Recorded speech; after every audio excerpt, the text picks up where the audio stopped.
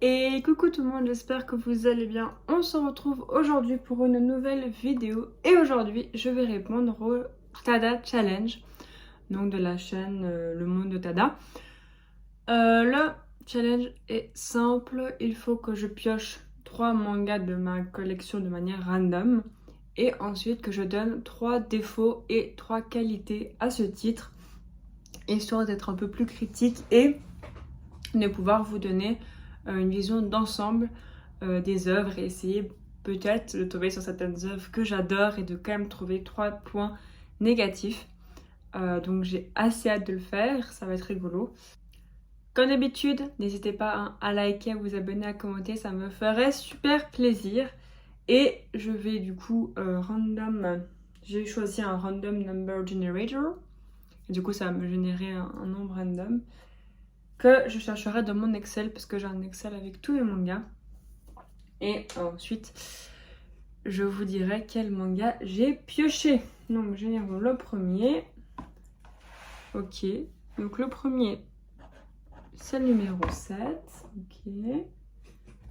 66. Et 34. Ok. On va aller voir quel titre c'est maintenant ensemble. Alors. 6. Ace Attorney Phoenix. Ah non, putain, je crois. Donc le numéro 7, il s'agit de Alice au royaume de Joker. Ok. Ok. Le 34, il s'agit de Détective Conan. Ouh, ça c'est bien ça. Ah, je vais vous faire commencer Détective Conan. Je pense qu'en 100 tomes, on est bon. Et le 66, il s'agit d'un BL. Glass, Love and Bluebird. Ok. Donc je vais maintenant chercher un petit peu dans mes mémoires des points positifs et des points négatifs pour ces titres. Je vous retrouve juste après.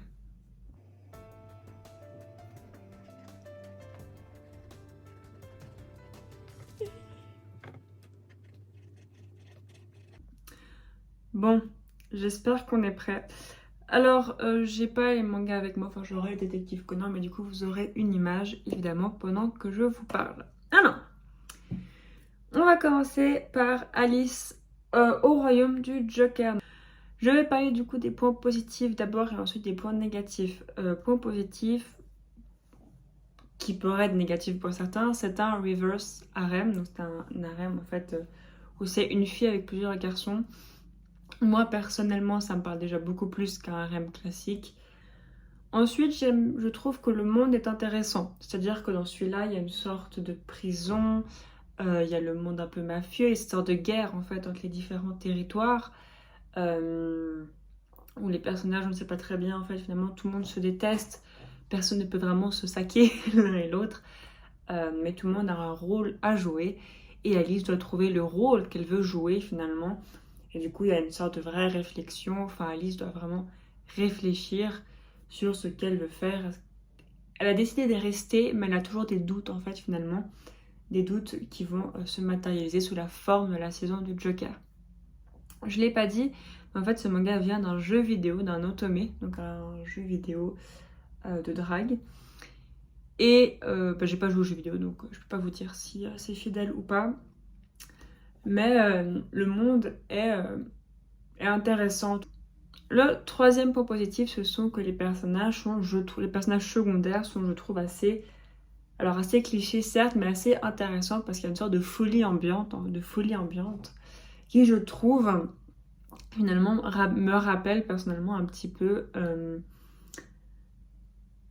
finalement le dessin animé Alice, donc cette côté un peu fou, tous les personnages sont tous un petit peu fous, un petit peu désaxés on va dire, et j'aime beaucoup le fait la dynamique des personnages qui sont ni bons ni mauvais finalement. Il n'y a pas de personnages bons dans cette histoire ni de personnages foncièrement mauvais.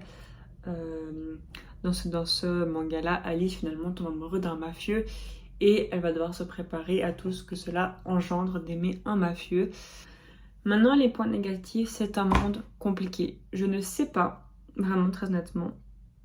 Il y en a 3 qui sont sortis chez nous.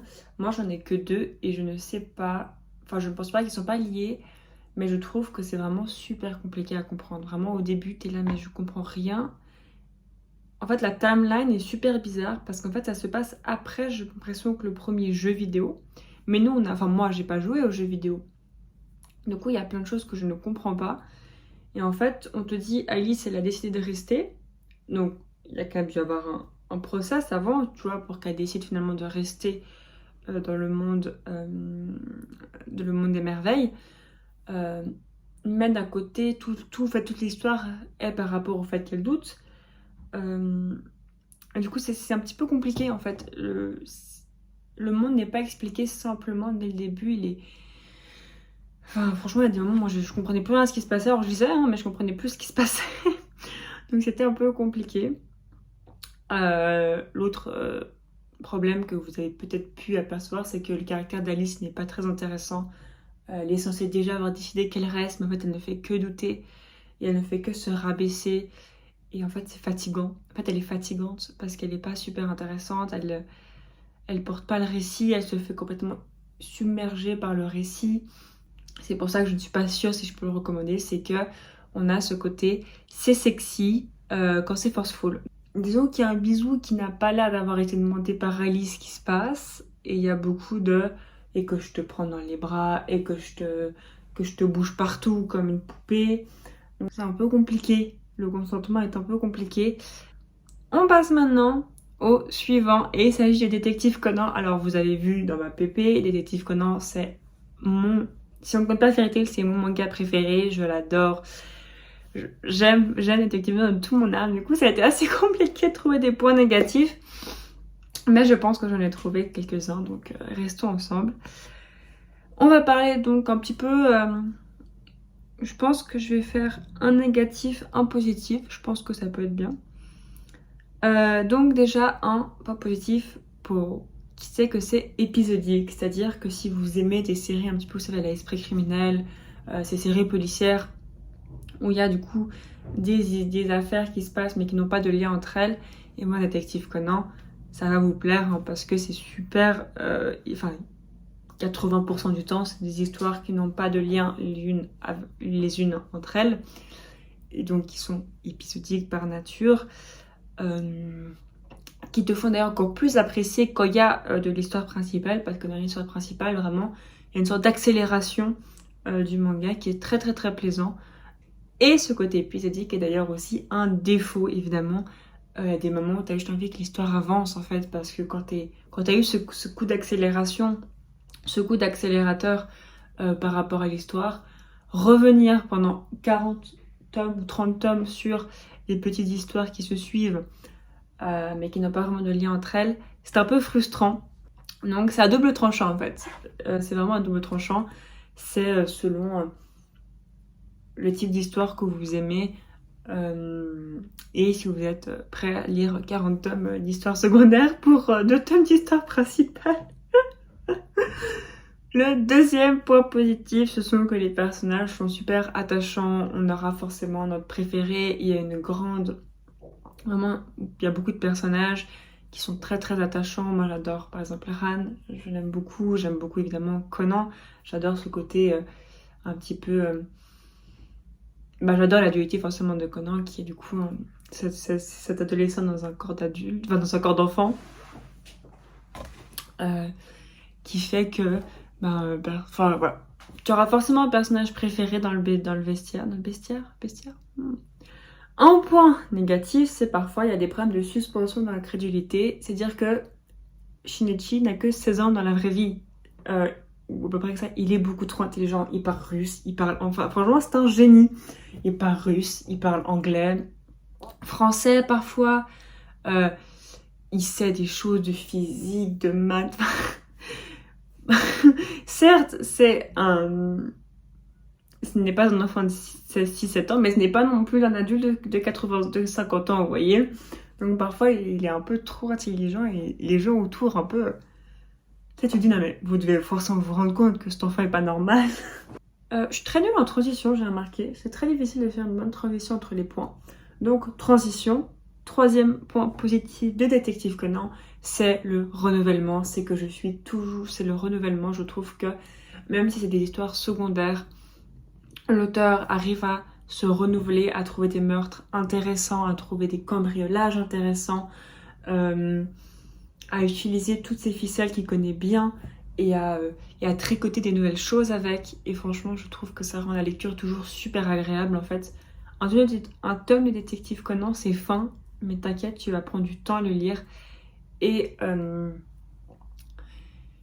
tu vas forcément kiffer quoi. Enfin, tu vas aimer parce que ça se renouvelle. Moi, je trouve que t'as pas vraiment d'histoire. C'est pas que ça se reboot, tu vois. C'est pas que tu reviens toujours aux mêmes histoires. Il y a toujours un renouvellement des histoires.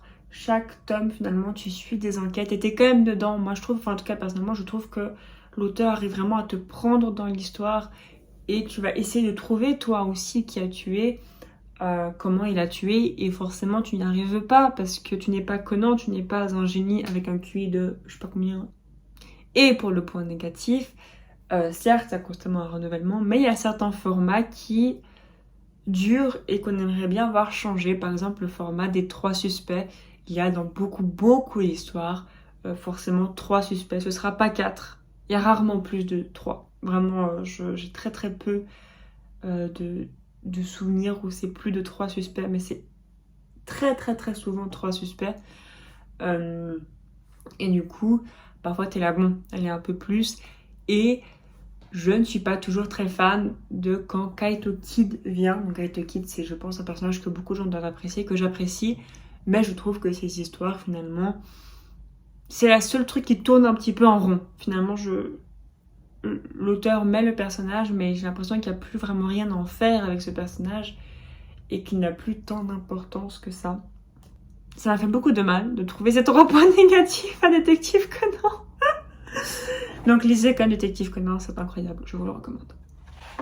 Et on passe maintenant au dernier, Glasses, Love and Bluebird, donc qui est un BL.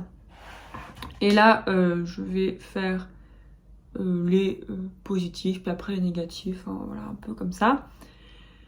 Donc on commence avec les positifs, on commence avec les négatifs. On commence avec les négatifs. Donc, un des deux, mais donc le gars à lunettes, c'est, vous savez, ce cliché qui, je trouve, un peu mal vieilli du j'ai des lunettes, je suis pas très beau, je suis un petit peu oubliable, j'enlève mes lunettes et mes yeux magnifiques, mon aura splendide s'ouvre au monde. C'est un peu fatigant, je trouve que c'est pas... Enfin, les gens avec les lunettes sont très beaux aussi, ils ont aussi une aura très belle, donc je ne comprends pas très bien toujours ce besoin de... Les lunettes cachent le potentiel énorme d'un personnage. Bon, bref. Et de plus, ce personnage est un petit peu... Bah, il est très générique. Il est très générique. Et du coup, il n'est pas particulièrement sympathique. T'as pas forcément envie de le suivre plus que ça. Chose qui est aidée par le main guy, donc l'autre, le mec avec les cheveux, le mec qui est plus grand, hein. Lui, je l'aime bien parce qu'il a ce côté un peu taciturne et il sait ce qu'il veut, tu vois, c'est simple. Sans lunettes, avec lunettes, t'es beau, c'est pas je sais que tu as une beauté énorme sans tes lunettes et que du coup je vais te cacher au monde, ça, je t'aime avec ou sans lunettes. Autre point négatif, tout simplement le format. En fait, il y a 2 petites histoires de mémoire. Il y aurait pu en avoir qu'une. D'ailleurs, je ne me rappelle même pas de l'autre histoire, en fait, pour tout vous dire. C'est pour ça que je vous parle seulement de l'histoire avec la couverture, parce que je ne me rappelle même pas de l'autre. Je trouve que c'est un problème qui était récurrent dans les BL et qui est beaucoup moins maintenant. C'était ces tomes où il y avait genre 8 histoires dedans, ou plusieurs histoires. D'un côté, c'est bien les formats avec plusieurs histoires, parce que si t'aimes pas une histoire, tu peux facilement passer à la suivante, c'est pas très grave. Mais d'un autre... Je trouve que pour des histoires d'amour, il en fallait un petit peu plus, il en faut toujours un peu plus. Ça va toujours un peu trop vite. Et moi, ça m'aurait plus plu qu'on reste sur ce couple principal et qu'on les suive tout du long, en fait. Ce qui est bien par contre, c'est que c'est très très mignon, moi j'aime beaucoup ça, et que surtout il y a beaucoup de fois, il y a du consentement, hein. Il n'y a pas trop de je te bouge, c'est une petite marionnette, une petite poupée, youpla youpla boum. Je trouve que les deux vont à la même vitesse, en tout cas que si un veut aller plus vite, il se met à la vitesse de celui qui veut aller plus lent, ce qui est très très bien, ce qui devrait être la norme, mais ce qui, on le sait, ne l'est pas. Donc je trouve que c'est quand même un point positif de dire que je comprends que les gens qui ne veulent pas lire, qui ne veulent plus lire des histoires où il n'y a pas trop de consentement au début, là c'est pas du tout le cas. Et je trouve que c'est un point qui devrait être normal mais qui malheureusement ne l'est pas, donc il a souligné. Et le dernier point négatif, c'est que, bon bah c'est un peu cliché, hein, c'est un peu cliché. Certes, ils vont à la même vitesse aussi, mais parfois il y a des problèmes de communication où un va commencer à se faire une histoire dans sa tête et au lieu d'aller en parler à l'autre, il va se monter la tête tout seul. Moi, la communication, c'est mon kink, hein, dans les mangas de romance. J'aime quand les gens parlent. J'aime pas quand ça prend 8 tomes parce que un a pas dit ça à l'autre et qu'ils se comprennent pas. Ça me fatigue. Ça me fatigue. Et là, il y a un petit peu de cette miscommunication. Mais le plus gros problème, c'est que ça reste une histoire très cliché qui a déjà été faite d'autres fois et qui a déjà mieux été fait. C'est pas vraiment le cliché qui me gêne parce que, bah pourquoi pas, moi j'aime bien. Mais je sais que ça a été fait mieux dans d'autres mangas en fait, ces sortes de romances-là.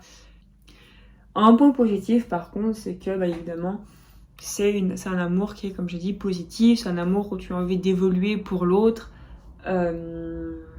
Et qui, je pense, pourra plaire quand même à beaucoup de personnes. Je pense que c'est pas le meilleur BL pour commencer les BL. Mais je trouve que au moins ça montre une relation saine, ça a des beaux dessins, il y a quand même des moments assez sympathiques, assez rigolos.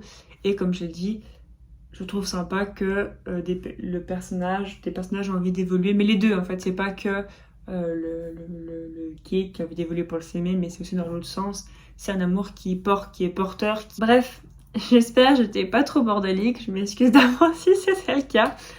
Mais j'espère quand même que la vidéo vous a plu. J'espère que je vous ai convaincu d'acheter Détective Conan, évidemment. Comme d'habitude, hein, je le redis, n'hésitez pas à liker, à vous abonner. J'espère que j'ai bien répondu au challenge, à ton challenge, Tada. Et du coup, je vous retrouve pour une nouvelle vidéo. Enfin, je vous retrouve bientôt pour une nouvelle vidéo. À vous les studios.